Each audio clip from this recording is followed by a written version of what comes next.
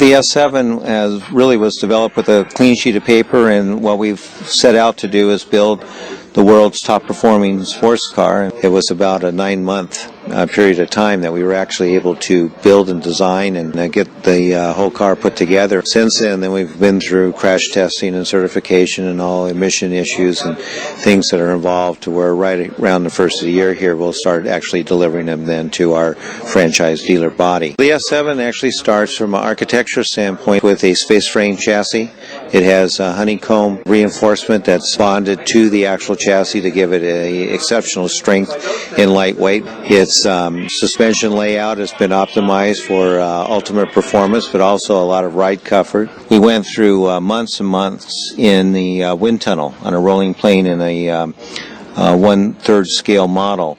And every vent, every gill you see on the vehicle is there for a reason. It functions, and it controls the airflow both above the car, under the car, and through the car. And in fact, arguably, is probably the best aerodynamics of any production car that's ever been built. It generates enough downforce that at 160 miles an hour, you literally could drive it upside down if you could find the right road and a willing driver. The engine that we use is really our own engine. It's a 7-liter American V8 pushrod, generates about 550 horsepower and 520 foot-pounds of torque. We use Ford architecture in that we've used the bore spacings, and the water jackets are similar to what you would find on the Ford V8, but that's really where the similarity stops. It's our own castings, both on the block and on the head, manifolds, the intake system, rods, cranks, pistons. We use stainless steel, titanium, even beryllium as a new material in the engine to give us better performance out of it. From a interior standpoint, you're looking at it, it's very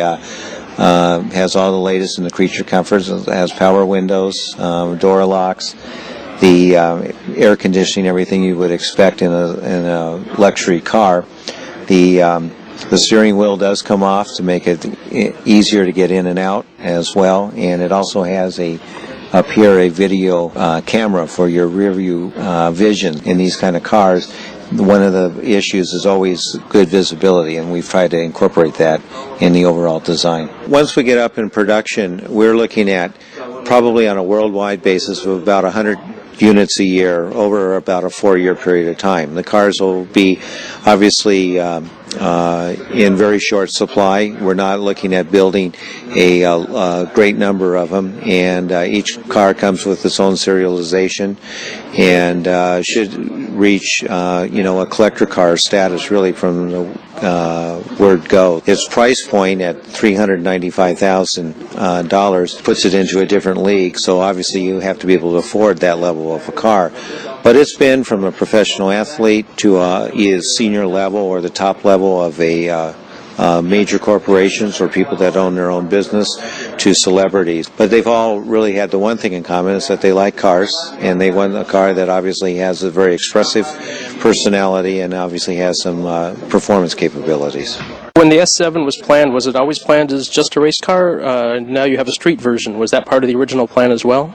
Well, actually, it's the reverse of that. It was always planned to be a street car, but we wanted to have the highest performing street car that we knew eventually it would make its way on the racetrack. It just worked out that when we debuted it, there was a pretty high demand for race versions of it, so we just went ahead and started fulfilling that to build part of our heritage, if you would. I think there's about 5 teams currently that are campaigning the S7s, and we're looking at adding 4 additional teams in the year 2002. Every team I know has set on the pole, set the fastest track record, and also has won at least one race, if not the entire championship. So from a standpoint on that, it's been a unbelievable success in its first year of racing.